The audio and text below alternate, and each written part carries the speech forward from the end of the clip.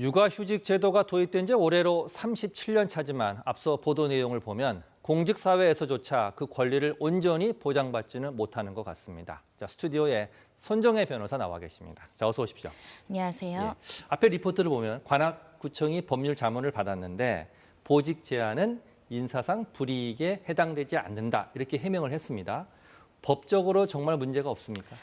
그렇지 않습니다. 이거는 사용자에게 유리한 해석 방법을 취했을 예. 때 이런 해석이 가능한 것인데요. 예.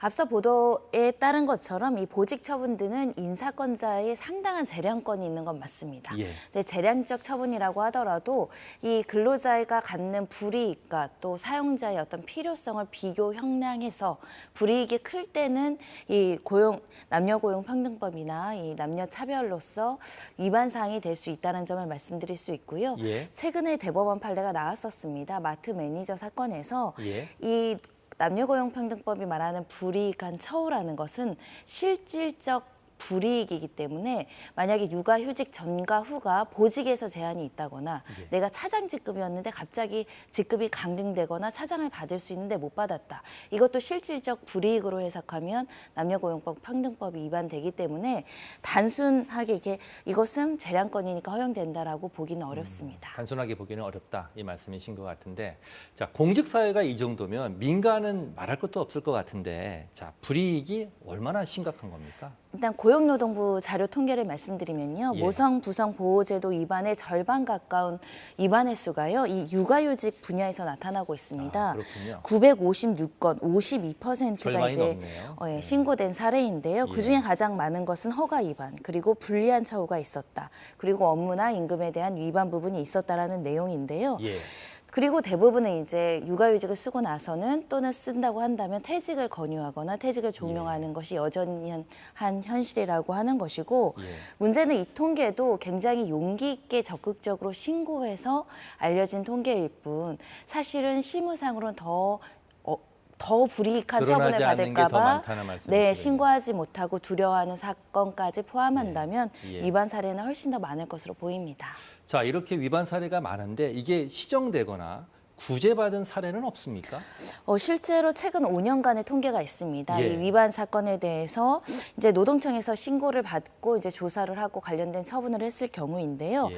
신고 건수가 1,857건인데 그중에 위반됐다, 기소 의견으로 송치되거나 시정 조치를 한 그 내용을 보시면 314건, 그러니까 16.9%에 16% 불과한다. 정도. 용기 내서 신고해도 그중에 16%만 인정이 됐다라는 건데요. 예. 그만큼 육아휴직 이후에 내가 당한 처분이 불이익한 처분으로서 법률에 위반된다는 점을 이 사용자 측이 내가 무고하다는 걸 입증하는 게 아니라 예. 근로자가 적극적으로 이제 소명을 하다 보니까 다양한 요소가 있었다라는 사측의 어떤 방어 방법을 깨트리기가 쉽지 않은 측면이 있습니다. 그렇군요. 그래서 외국 입법례에는 오히려 이제 사용자 측에서 입증 책임을 가져야 되는 거 외국의 아니냐, 경우는 이런 목소리도 나오고 있는 상황입니다. 그래요. 자, 현행법의 앞에 리포트도 나왔지만 육아휴직에 따른 불리한 처우를 금지한다 이렇게 되어 있는데 규정이 좀 구체적이지 않고 애매모호한 것 같아요.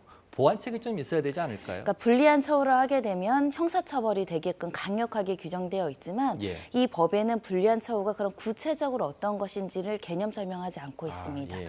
구체화할 필요성이 있다라는 것인데요. 사실은 다른 법에서는 이 불리한 처우에 대해서 명시적으로 열거하는 조항들이 있습니다. 예.